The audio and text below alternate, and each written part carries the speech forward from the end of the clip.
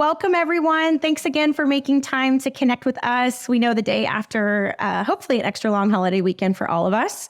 And we're going to go ahead and get started and share all about this idea of cultivating calm in our classrooms and in our schools, which I don't know about you, that sounds good to me. So our webinar today is all about cultivating calm. We're going to share a lot of practical approaches, tools that are going to help to develop and build that skill of emotion regulation in your students. And a lot of these tools are things that we use all throughout the Friendzy program. We're going to introduce ourselves, and then I'll let Julie share just a bit about who we are at Friendzy before we dive into our topic for today. My name is Whitney Stovall, and I serve as a partnership specialist here on the Friendzy team.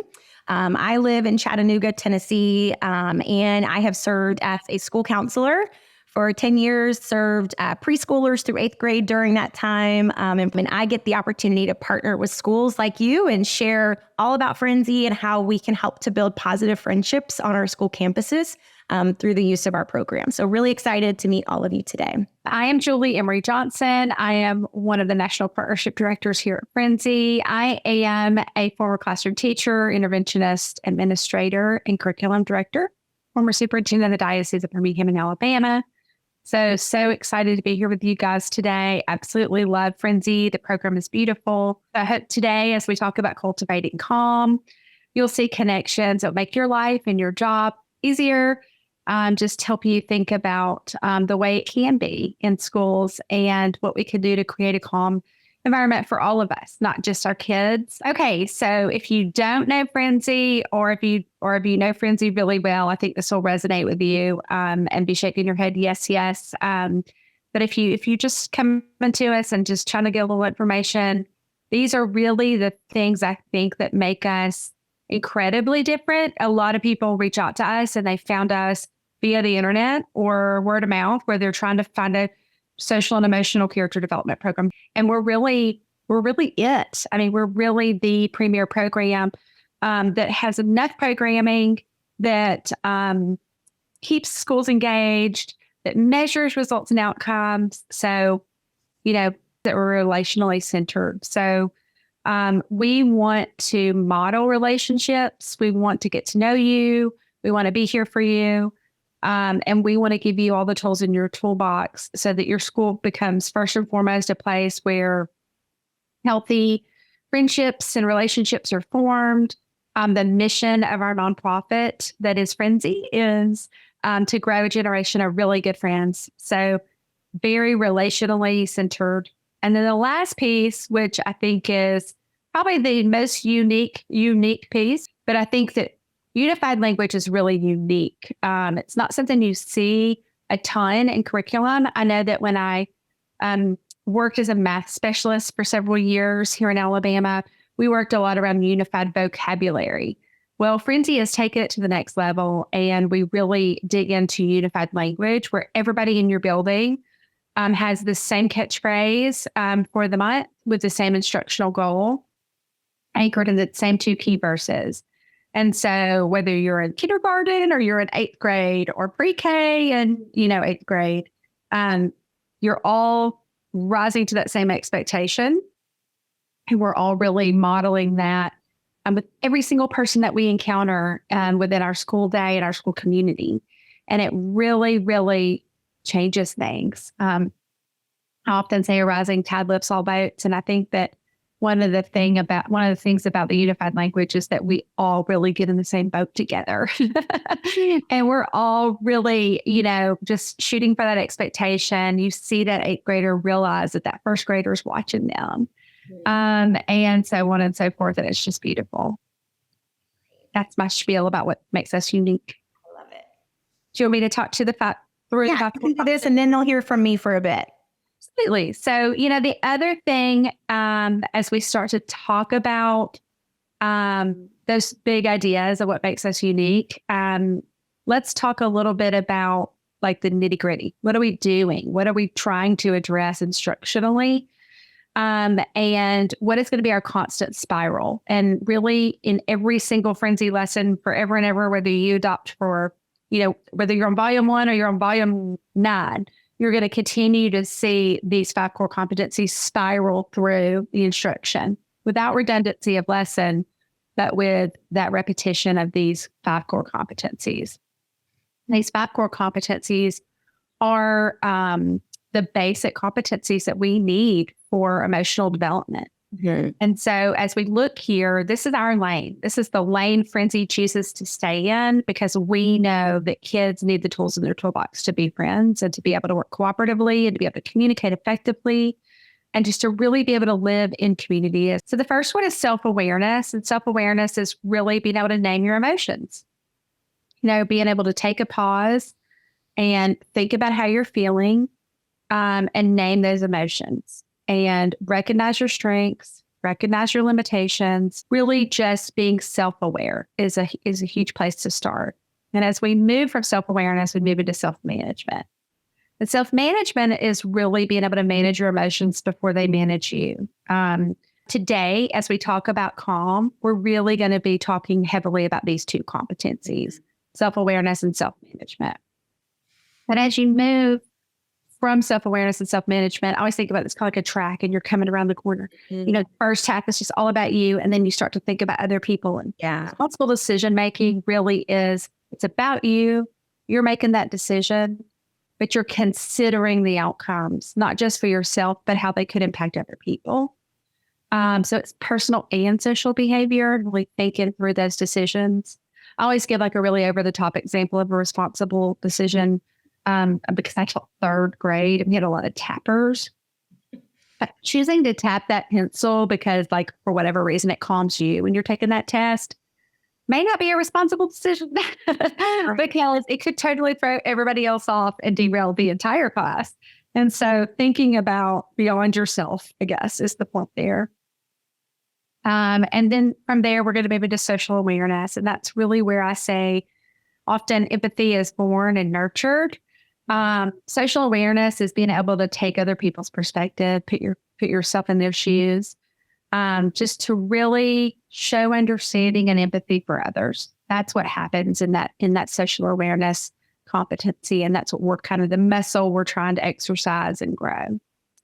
And then the last piece is kind of the culmination of all these, in my opinion. You have to have a good heavy dose of each of these to have the relationship skills that you need to have really strong friendships that are going to thrive. Mm-hmm. I also think in relationship skills, it's about an investment, right? It's an investment in each other. Recognizing that friendship's not always easy, but it's worth it.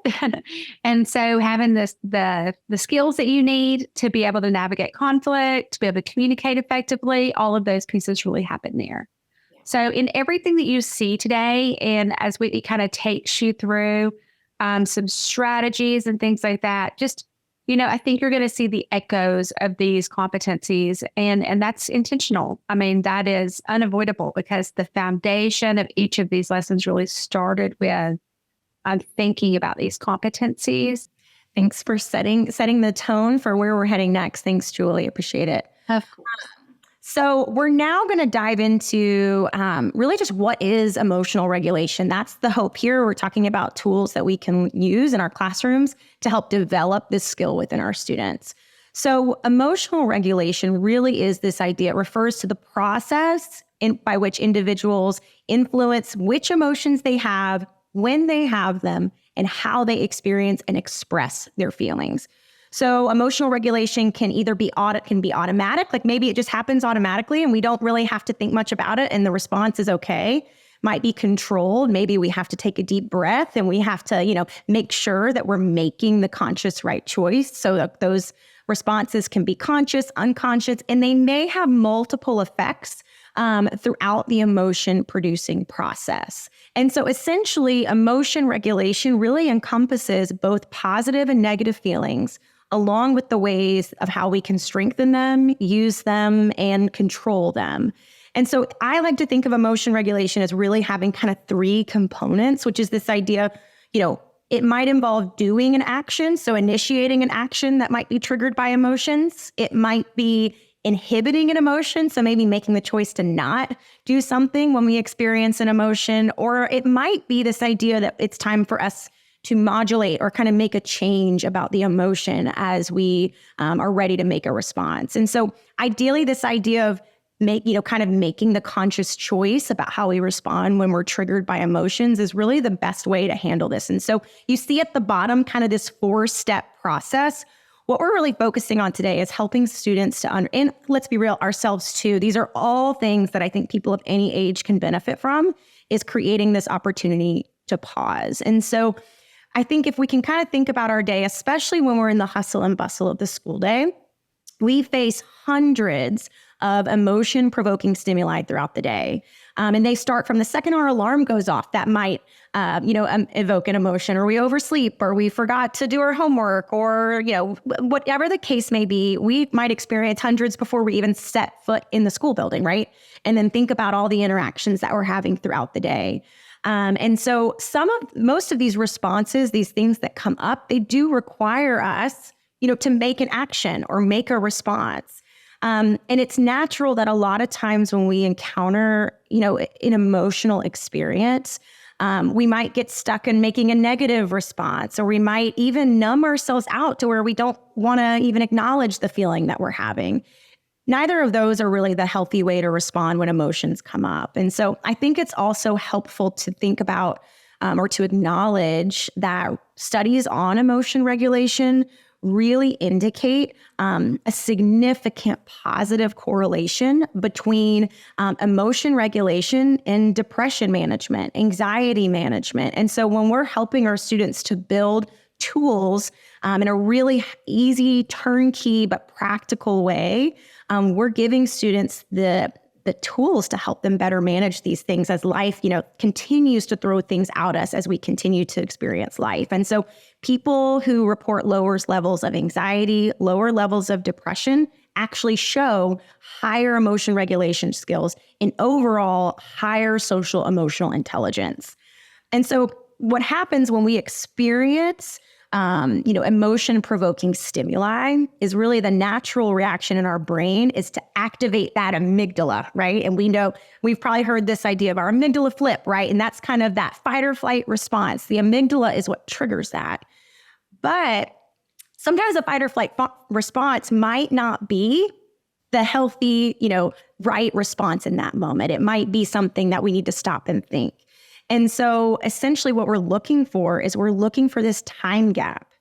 Emotion regulation really allows us to have an increased space of time between the stimulus and the response in order for us to kind of regain some of our mental faculties, kind of regain our ability to think rationally and reason. So we're able to prevent ourselves from, a sudden emotional outburst, or maybe for students, it might be, a physical outburst if they're experiencing emotions, right? And so our hope is that we're able to kind of do this experience of experiencing stimuli, which comes at us all day long, pause for a moment, maybe use a coping strategy in this moment.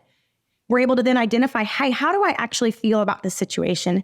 And then choose the appropriate healthy response. And so sometimes we might forget that pause, and we can imagine situations we've probably either seen or maybe ourselves experienced. And we might think back in hindsight and be like, if I were to encounter that situation again, maybe I would have handled things differently. And so our hope is just to equip students with this tool, or many tools today, actually, to help them stop and pause before experiencing big emotions. So that's where we're headed. So I hope you have your phones nearby. There's going to be some QR codes to scan, some free tools to take and use that we're going to walk you through how to use them. If something doesn't happen to have a QR code and you're more curious in how to use it in your classroom, we'll be sure you get our contact information at the end, because our hope today is to really tool you up with tons of things that are going to help students build these skills. And that's where we're headed here. So tools for everyday use. As we dive into these tools, I really wanted to kind of give us space to have a couple things to stop and consider. So as we unpack a handful of tools, I want you to think through, as an educator, how do you see these tools being helpful? What outcomes could you imagine happening if your students were able to use these skills in the classroom? And then a second piece I think is really important, which is this idea, to imagine, how do you see yourself teaching students how to use these tools? We have to really help students learn how to use these tools. So what does that process look like? One of the things that we love and many of us as educators have heard of is these ideas of calm corners. So maybe that's something that you consider is, having that designated space in your classroom where students have familiar tools to work through and use, and they're able to go there when they feel emotionally dysregulated. It's not a timeout or a punishment space, but it's a space where students can safely and independently use some coping strategies to be able to safely return to the classroom and, in normal functioning and, in a really quick and easy way. One of the things to consider as we go through this is this idea of, how do you teach it? So what's the implementation look like? Our first tool, Julie, do you want to kind of talk about this one with them? Well, I love this tool. I know you do. I want to let you do it. Okay. So I've already, the cat's already out of the bag while I worked with, all ages, teachers that taught all ages. I personally was a teacher, an elementary teacher. I taught first grade and third grade. And so for me, these tools are amazing. I love a good formative assessment. If you'll take out your phone and zap that QR code, there's some information there that'll show you these daily check-ins. And you can pretty easily identify which age group, which one goes with which age group. But essentially, the one with the animals is for K2. The one with the emojis and a little bit more expanded vocabulary is going to be for grades 3 through 5. And then the one that's just words, just that expanded vocabulary, that robust emotional vocabulary, is for 6th through 8th grade. And so some of the ways that we at Friendzy like to use these, we have it in poster format, so kids can come in, especially for K5, the two with the pictures. We like those as in poster format because it allows kids to come in and kind of touch how they're feeling. So if they come in the morning or coming in from recess or even coming in from like a special or a day when your schedule is kind of off, it gives you an option. If you have kids that change classes, it's also a really good way because you haven't been with them all morning. You get a chance to see, or maybe they're coming back to you from the afternoon. It gives you a chance to see where they are emotionally as they walk in the door. And it helps you preemptively address some of those things so that you don't start an amazing lesson that you spent all night last night preparing, only to have it derailed by, some emotion that hadn't been addressed or identified. A lot of times, and Whitney taught me this, but it's so true with my own children. A lot of times, even just taking that minute to think about it and name it is enough. Mm-hmm. It helps you think about it and think about where your head should be, kind of where you want to be. And that's it. Like I just needed to acknowledge it, right? Yeah. To get moving back into a better place. So that's one way that the daily check-in can be used. We also have it like in a bookmark format, where kids can kind of just keep it handy. We have it in a desktop format. I love for 6th through 8th grade, we have a Google form. So as you're thinking about, that vulnerability threshold, and as those older grade children have, maybe a little bit more barriers up when it comes to instigating a conversation about their emotions. Like, hey, let's have a conversation about this. Really having that available to them, and even having it just be something that becomes part of, a habit where they kind of check in with a trusted adult, is a very healthy way to ensure that kids are thinking about ways to maintain calm. Mm, yeah. And I think too, I love that. And I think this idea, if this becomes part of a regular routine, you're building that emotional literacy. You're also helping students. I think this is so important because when we feel big emotions, sometimes it feels like they're never going to go away, right? It feels like I'm always going to feel this overwhelmed or whatever. And so for students to understand that emotions are temporary, they come and they go. And so, and they vary in intensity. So sometimes they might be really big and sometimes they might feel smaller, but we still feel them. And so I think for educators too, to feel empowered to know that if students are expressing their emotions with you, you don't have to fix it. That's not our job. I think what's helpful is to acknowledge, like Julie said, and then we can ask questions to help them kind of process through. So, I know you're angry. It's not fun to feel angry. your feelings aren't right or wrong right now. I'm sorry that you're upset. Or is there something today that's been hard for you? Is there any help that I can provide? And so these kinds of reflection questions, you're not trying to say, hey, let's do this to fix that feeling, because it is uncomfortable and it feels hard for us to watch our students struggle through big emotions. But when we, I think too, when we experience big emotions, sometimes it can feel really lonely in that moment. It can feel like nobody understands. And so for you just to take the moment to just acknowledge and give students a tool, because sometimes in the big emotions, they can't access those words.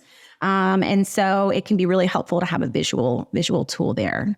It can also be very frustrating. Let's just say this out loud as a teacher to have like the best lesson ever planned. And then your kids just they can't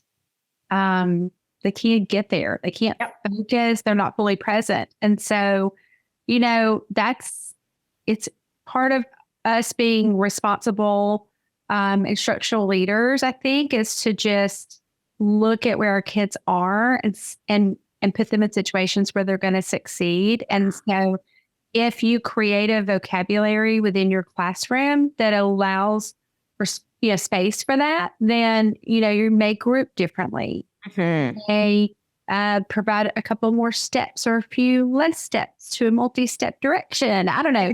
They're just small changes that you start to see happen, because when you know more, you're making more informed decisions. And I think knowledge is power, right? Yeah.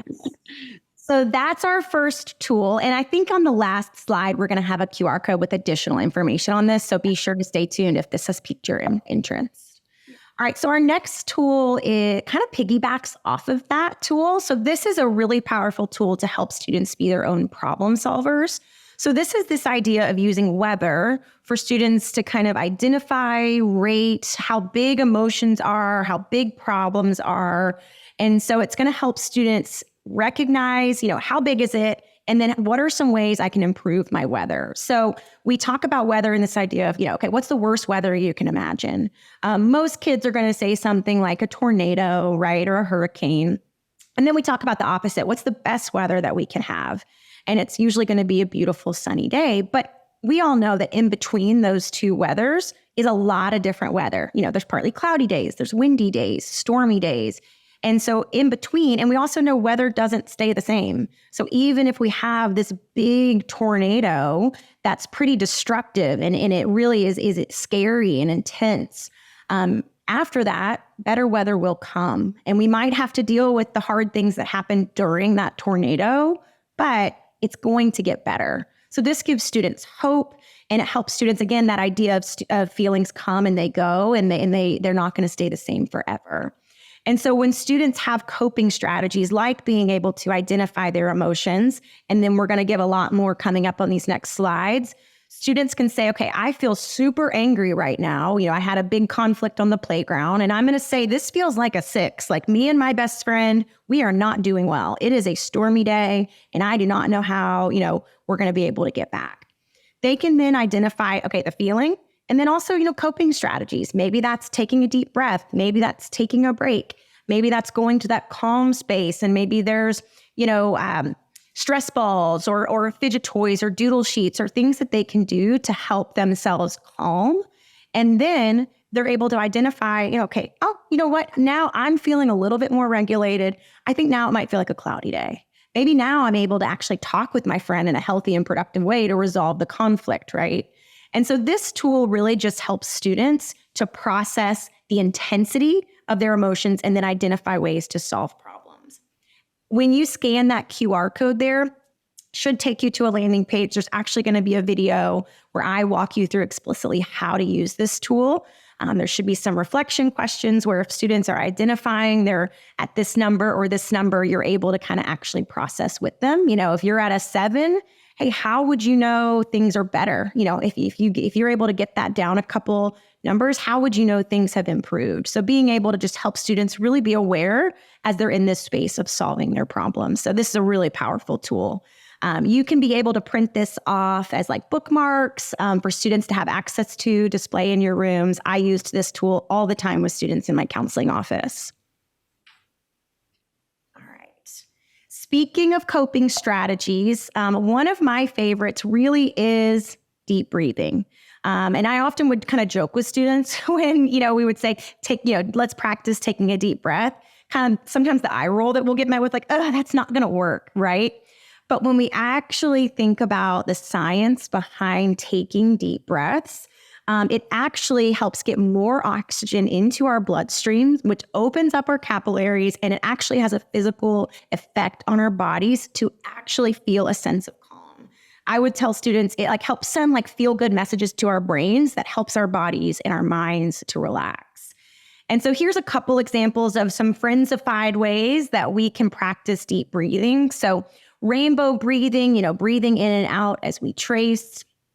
And then you've got mountain breathing, which I personally love because one of my places to be calm is on a hike and in nature on a run. And so that one speaks really deeply to me, where students can actually practice tracing mountains.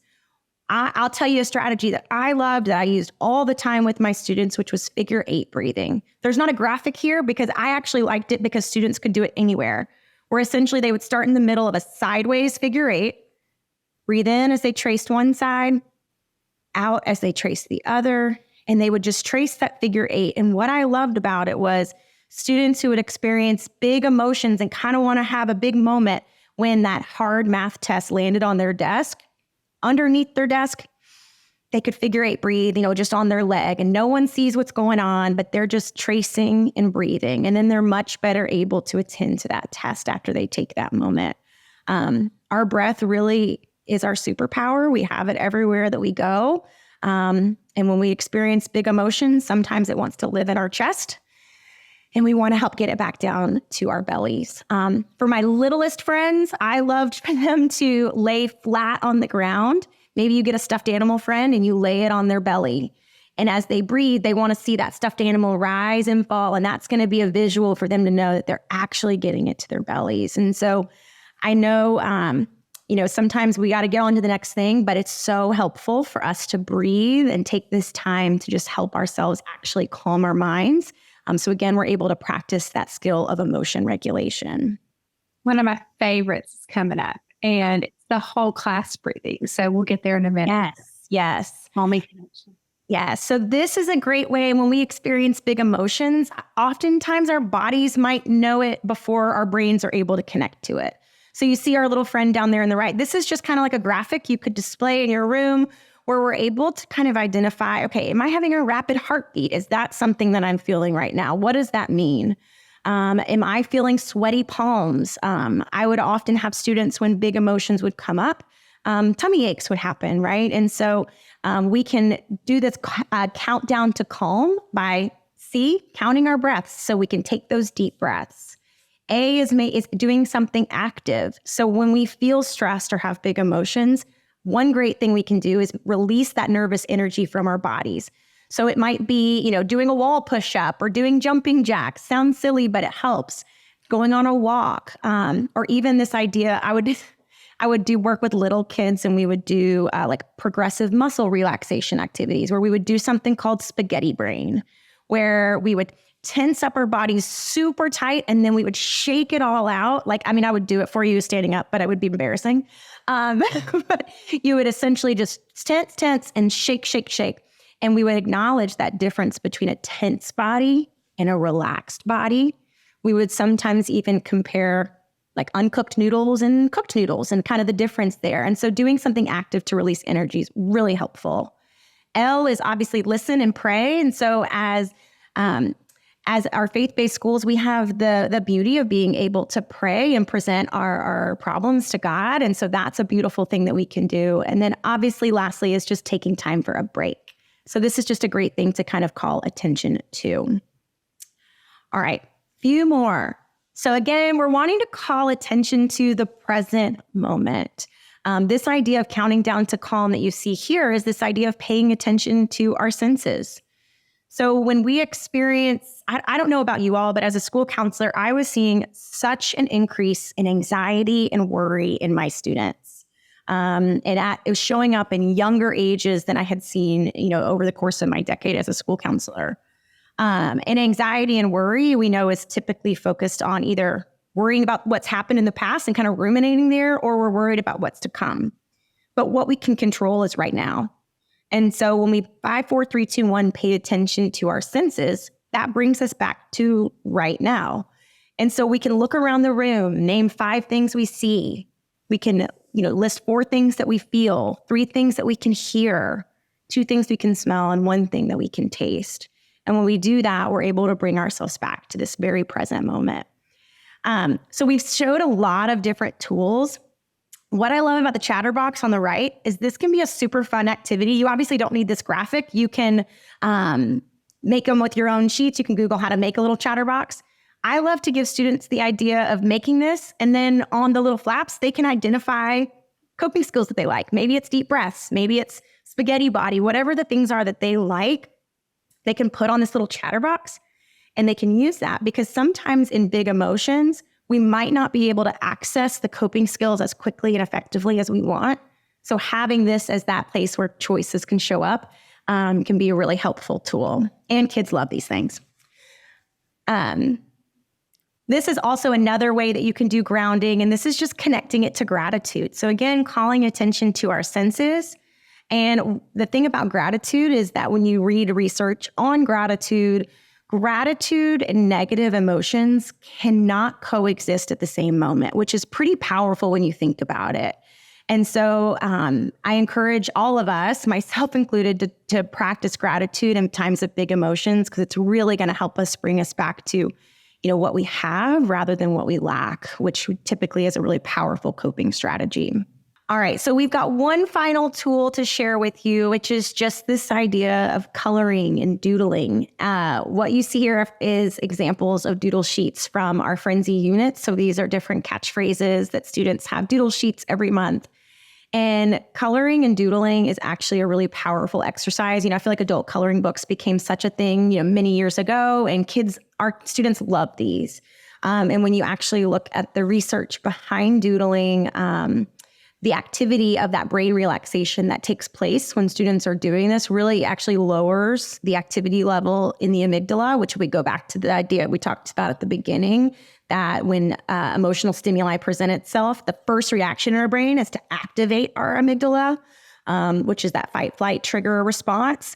This is going to help to counteract that. And so this is just another tool that's helpful to have little doodle sheets in your areas. And so as we've given you a lot of different tools. And so I hope that there have been some things that have resonated with you. And again, that idea of a calm corner or a designated space in your classroom, if that's not something that you've considered before, can be a really powerful way to really tool kids up. I think one of the things that we might, as we talked about, what do you consider? How can you, implement this in your classroom?